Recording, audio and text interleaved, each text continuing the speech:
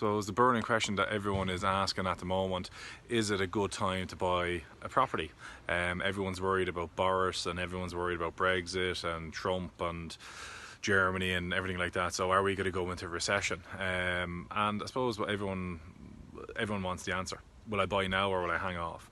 I suppose to go over the market at the moment, I suppose the last year, if you were selling a property, so if you were buying a property now and buying a property last year, you would have probably bought it and paid more for it last year than you would now, because if you went out to a viewing, you were probably with 40 other people at the first viewing, and there was craziness. Now all of a sudden the market has died down because there's a lot more houses on the market, and I suppose the supply issue is working and the central bank rules are working.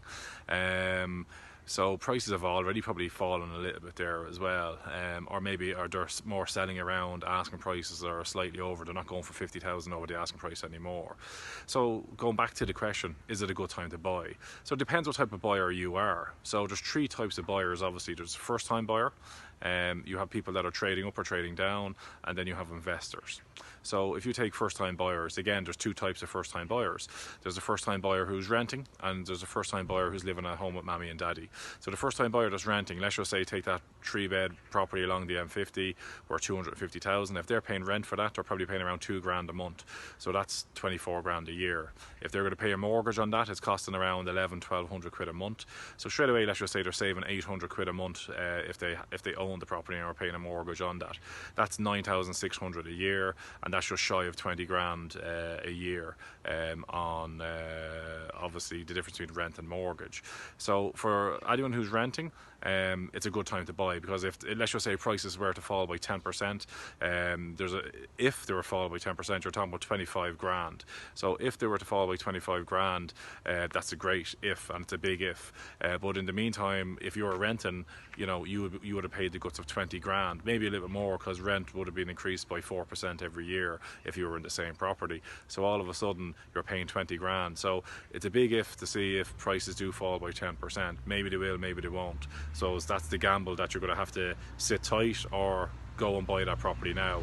Second first time buyer is the one that's living at home with mommy and daddy. They're the ones that can afford to sit there, especially because they've no financial pressures on them, and they can stay there for another couple of years.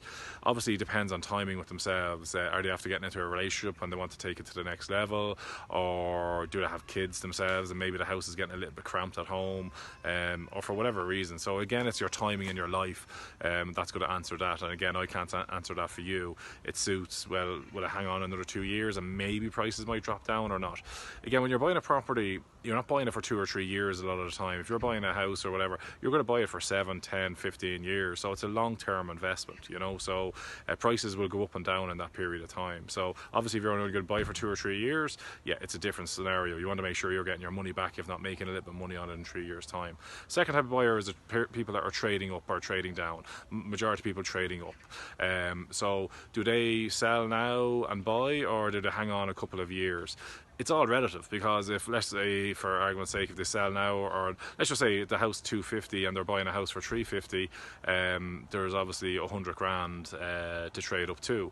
But if all of a sudden prices fall by 10%, on the 250 house and 10% on the 350 house, there's still the same amount of money near enough. There's not a huge difference to trade up to, but it's a big gamble. In the meantime, a lot of people that are trading up, they need an extra bedroom, or they need an extra living room or a living space or whatever. So their circumstances have changed. Their kids are getting a little bit bigger and need a little bit more space or whatever. So again, that's going to obviously be determined by those people. Again, is it a good time to trade up or trade down? Yeah, like most people, obviously the family size grow, income is higher, and then the time is to trade up now. The third one is an investor. I'll give you the best example. I had an investor there only last week. She's sale agreed on a property with us for 200,000, and she was kind of getting a little bit cold feet. And the same thing: is there going to be a recession? Are prices going to fall? Am I better off hanging off for maybe 2 years? And could I buy that property for 180 then or whatever? And I asked the same question, and I made a couple of points there. Like, if you were to sit there and leave that 200 grand in your bank account, how much money will you make on that? And the answer was zero. It won't make any interest on that. And if you were to buy the property, how much money would you make on your return? the answer was 10.3% of a yield of a return every year. So it's quite simple there. It's a no-brainer, because if you're buying an investment like herself was, she's buying it for 15 years. She's not buying it for 3 years. If you're buying it for 3 years, no, it's not a good time to buy. But if you're a normal investor and you're buying it for 15 years, a 10, 15, 20-year period, like most investors are, it's long term, they will sit tight at that, and they'll make their money long term. And obviously in 15 years time, you just make sure you're selling it in an upturn, and then you've obviously, over that 15 years, you've got between 8 to 11% of a return in that time. So that's the best time to, if you're an investor, that'd be my advice. Hopefully this has been a little bit helpful. If you have any questions, obviously, or queries or comments, please don't hesitate to leave them below. Okay, cheers guys.